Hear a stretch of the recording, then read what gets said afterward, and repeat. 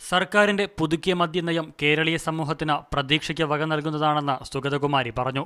കുടുംബങ്ങളിൽ മനസമാധാനം കൊണ്ടുവരുന്നതിന് തീരുമാനം സഹായകമാകും. വൈകിയാണെങ്കിലും തീരുമാനം നടപ്പിലാക്കിയത് സ്വാഗതാർഹമാണെന്നും സുഗതകുമാരി പറയുന്നു. മദ്യം ഉണ്ടാക്കിക്കൊണ്ടിരിക്കുന്ന അതിഭയാനകമായ വിപത്ത്, നാശം, അധപ്പതനം അത് മുഴുവനും കണ്ടിട്ടും ഒന്നും ചെയ്യുന്നില്ലല്ലോ, ഒന്നും ചെയ്യാനൊക്കുന്നില്ലല്ലോ, എത്ര എഴുതിയിട്ടും എത്ര പറഞ്ഞിട്ടും ഒരു ഫലവും ഇല്ലല്ലോ എന്ന് മനസ്സ് വേദനിച്ചുകൊണ്ടിരുന്നപ്പോഴാണ് ഒരു മാറ്റത്തിൻ്റെ കാറ്റ് വീശി തുടങ്ങിയത്.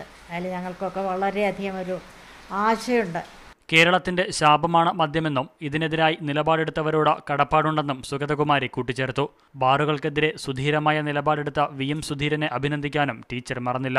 നല്ല ഉറച്ച നിലപാടെടുത്ത് ഇതിലേക്ക് പ്രേരിപ്പിക്കാൻ സുധീരൻ്റെ നേതൃത്വത്തിന് കഴിഞ്ഞു. അതിന് പ്രത്യേകിച്ച് നന്ദി പറയും. മുഖ്യമന്ത്രിയോട്, ഉമ്മൻചാണ്ടിയോട് ഞങ്ങൾക്കെല്ലാമുള്ള അങ്ങേയറ്റത്തെ കൃതജ്ഞത അദ്ദേഹത്തെ അറിയിക്കുന്നു.